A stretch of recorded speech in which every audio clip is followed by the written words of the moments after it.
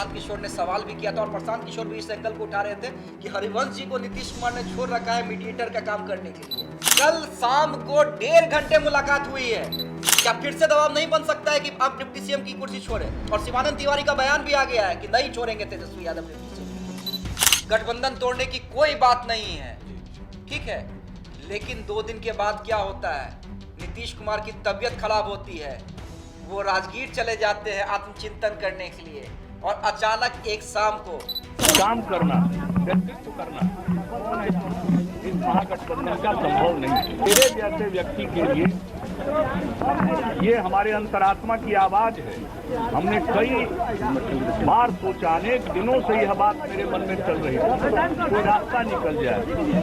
हमने राहुल जी से भी बातचीत की और फिर वही घटनाक्रम जो है ना, जिसकी चर्चा हम बार बार कर रहे हैं, आप देखिए ना, दोहराया जा रहा है। विपक्षी एकता की बैठक से एक दिन पहले नीतीश कुमार की तबीयत खराब होती है। उसके बाद नीतीश कुमार एमएलए और सांसदों के साथ बैठक करते हैं।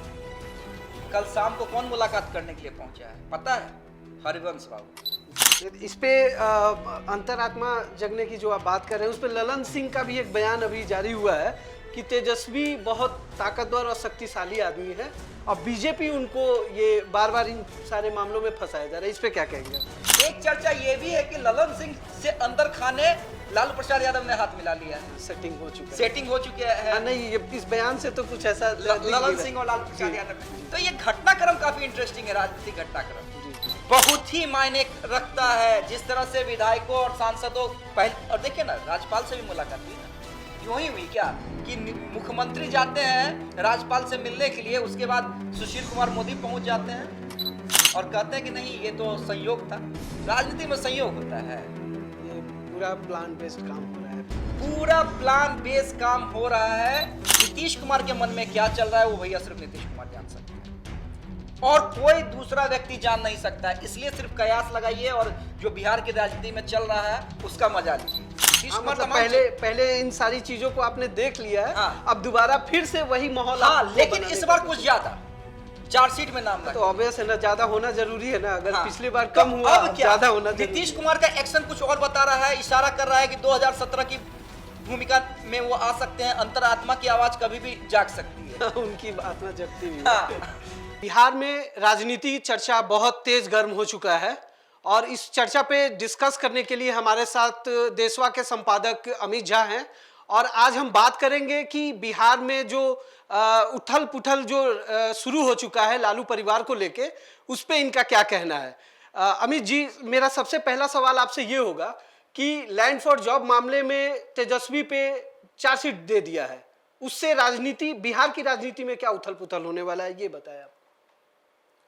जी देखिए देवांशु जी, सबसे बड़ी बात है कि क्या, और जैसे ही चार्जशीट में नाम आया लालू प्रसाद यादव, राबड़ी देवी और तेजस्वी यादव का, उसके बाद चर्चा तेज हो गई कि क्या इस बार नीतीश कुमार की अंतर आत्मा फिर से जागने वाली है। मैं ऐसा क्यों कह रहा हूं कि देखिए, जो भी सीक्वेंस बन रहे हैं उसे समझने की जरूरत है और मैं बार बार कहता हूं कि अगर आप सीक्वेंस को समझ जाइएगा तो राजनीति को समझ जाइएगा, और खासकर बिहार की राजनीति को। 2017 आप याद कर लीजिए, बहुत अच्छी सरकार चल रही थी महागठबंधन की। उस समय भी डिप्टी सीएम तेजस्वी यादव थे, नीतीश कुमार मुख्यमंत्री थे।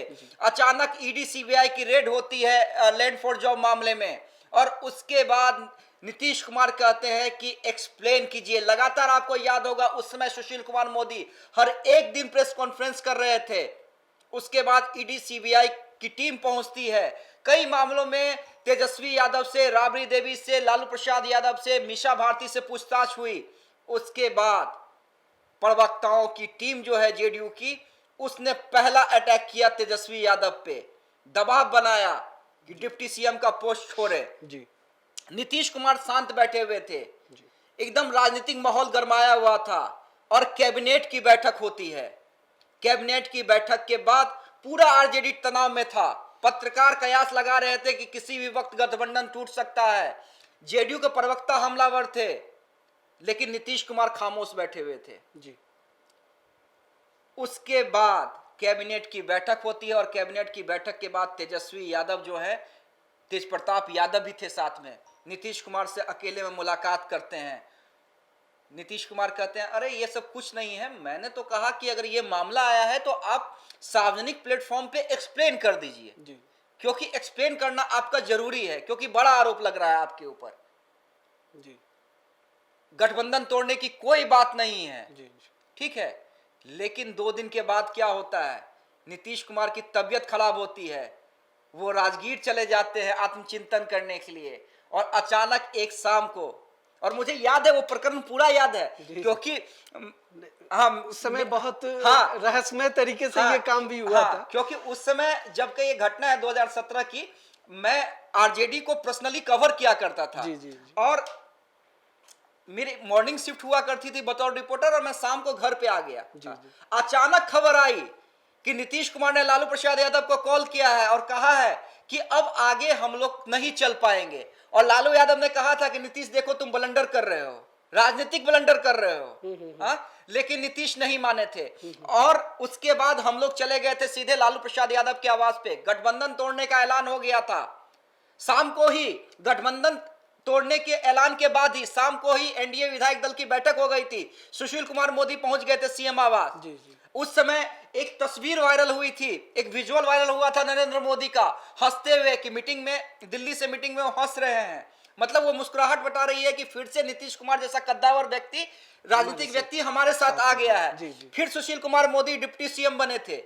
जी जी यही, और फिर तो सबको पता है कि फिर कैसे महागठबंधन में नीतीश कुमार गए, और फिर वही घटनाक्रम जो है ना, जिसकी चर्चा हम बार बार कर रहे हैं, आप देखिए ना, दोहराया जा रहा है फिर। विपक्षी एकता की बैठक से एक दिन पहले नीतीश कुमार की तबीयत खराब होती है। जी उसके बाद नीतीश कुमार एमएलए और सांसदों के साथ बैठक करते हैं। जी कल शाम को कौन मुलाकात करने के लिए पहुंचा है पता है? हरिवंश बाबू, जी जो अभी राज्यसभा में उपराष्ट्रपति हैं, जी उपसभापति, और जो आज के डेट में नीतीश कुमार के जितने करीबी हैं उतने ही करीबी नरेंद्र मोदी के भी हैं, जी क्योंकि सांसद भले ही वो जेडीयू से है, राज्यसभा सांसद हैं हरिवंश बाबू, लेकिन अभी आपने देखा होगा कि जब संसद भवन का उद्घाटन हुआ था तो हरिवंश बाबू ने किस तरह से कसीदे पढ़े थे जी जी नरेंद्र मोदी, हाँ, वो सब लोगों ने देखा। हाँ, जिसपे जेडीयू के लोगों ने आपत्ति भी जताई थी। जी प्रशांत किशोर ने सवाल भी किया था, और प्रशांत किशोर भी इस एंगल को उठा रहे थे कि हरिवंश जी को नीतीश कुमार ने छोड़ रखा है मीडिएटर का काम करने के लिए, जेडीयू और बीजेपी के मीडिएटर का काम करने के लिए हरिवंश जी को छोड़ चुका है। कल शाम को 1.5 घंटे मुलाकात हुई है। तो ये तमाम जो राजनीतिक परिवेश बन रहे हैं, घटनाक्रम हो रहे हैं, ऐसे ही हो रहे हैं क्या? अब तो चार्जशीट में नाम दाखिल हो गया है जी क्या फिर से दबाव नहीं बन सकता है कि आप डिप्टी सीएम की कुर्सी छोड़े? और शिवानंद तिवारी का बयान भी आ गया है कि नहीं छोड़ेंगे तेजस्वी यादव डिप्टी सीएम की कुर्सी। इस पे अंतरात्मा जगने की जो आप बात कर रहे हैं, उस पे ललन सिंह का भी एक बयान अभी जारी हुआ है कि तेजस्वी बहुत ताकतवर और शक्तिशाली आदमी है, और बीजेपी उनको ये बार बार इन सारे मामलों में फंसाया जा रहा है। इस पे क्या कहेंगे आप? वही चीज है, देखिए इस बार जो मामला है ना, इस बार थोड़ा दूसरा है, क्योंकि पिछले बार तो बड़ी आसानी से उन्होंने कह दिया था कि एक्सप्लेन कीजिए, आप पे भ्रष्टाचार के आरोप लग रहे हैं। जी जी इस बार तो तमाम चीजें जानते हुए आप उस गठबंधन में गए। नीतीश हाँ, कुमार मतलब तमाम पहले इन सारी चीजों को आपने देख लिया है। हाँ। अब दोबारा फिर से वही माहौल हाँ, आपको लेकिन बनाने इस की बार कोशिश- कुछ ज्यादा चार्जशीट में नाम तो दाखिल। ऑब्वियस है ना, ज्यादा होना जरूरी है ना। अगर हाँ, पिछली बार तो कम हुआ, अब क्या? ज्यादा होना जरूरी नीतीश है। कुमार का एक्शन कुछ और बता रहा है, इशारा कर रहा है कि 2017 की भूमिका में वो आ सकते हैं, अंतरात्मा की आवाज कभी भी जाग सकती है। उनकी आत्मा जगती हुई है। हाँ, हाँ, और ललन सिंह कह रहे हैं कि तेजस्वी। एक चर्चा ये भी है राजनीतिक गलियारे में, ये भी समझ लीजिए कि लालू प्रसाद यादव भी कोई छोटे खिलाड़ी हैं क्या? नहीं नहीं हाँ? नहीं, राजनीति के माहिर हैं, नीतीश कुमार के राजनीति में बड़े भाई कहे जाते हैं, जननेता है, जननेता अगर वो है। चाणक्य कहे जाते हैं नीतीश कुमार, जी जी तो नीतीश कुमार के बड़े भाई राजनीति में लालू प्रसाद यादव कहे जाते हैं। जी हाँ? जी जी अभी भी पिछड़ा वर्ग जो है लालू प्रसाद यादव को नेता मानता है, एकदम। लालू यादव को भी पता है। एक चर्चा ये भी है कि ललन सिंह से अंदर खाने लालू प्रसाद यादव ने हाथ मिला लिया है, सेटिंग हो चुका है। सेटिंग हो चुके हैं। हाँ, नहीं, ये इस बयान से तो कुछ ऐसा दिख नहीं ललन रहा। सिंह और लालू प्रसाद जी, यादव में जी। तो ये घटनाक्रम काफी इंटरेस्टिंग है, राजनीतिक घटनाक्रम। जी जी अब ऐसे में क्या कुछ होता है, या ये भी हो सकता है कि ये जो सारा घटनाक्रम बन रहा है यूं ही बन रहा है और नीतीश कुमार भी तेजस्वी यादव का साथ दे, बहुत चर्चाएं हो रही हैं। क्या नीतीश कुमार, अब गुजरात वाला मामला है, सूरत वाला जो मामला है जिसमें उसमें केस हुआ, अगर कुछ फैसला आ जाता है तो क्या तेजस्वी यादव पे ये दबाव होगा कि आप डिप्टी सीएम का कुर्सी छोड़ें?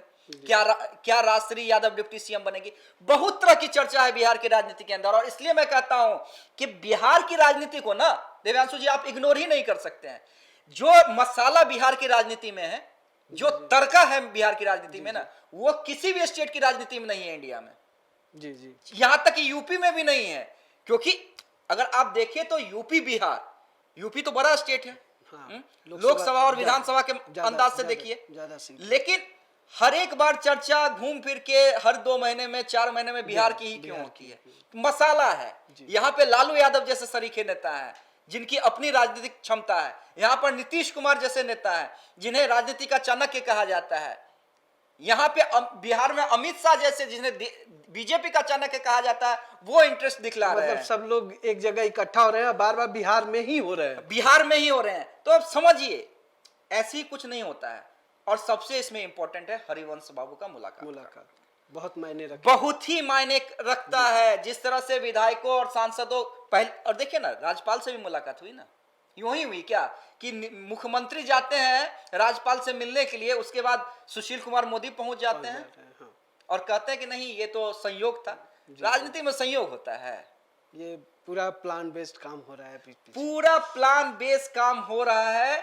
जहां तक मुझे लगता है, हो सकता है कि अंतर आत्मा जागे, थोड़ा दूसरे हिसाब से जागे। दूसरे हिसाब से क्या, उसकी भी हम चर्चा करेंगे अभी तो।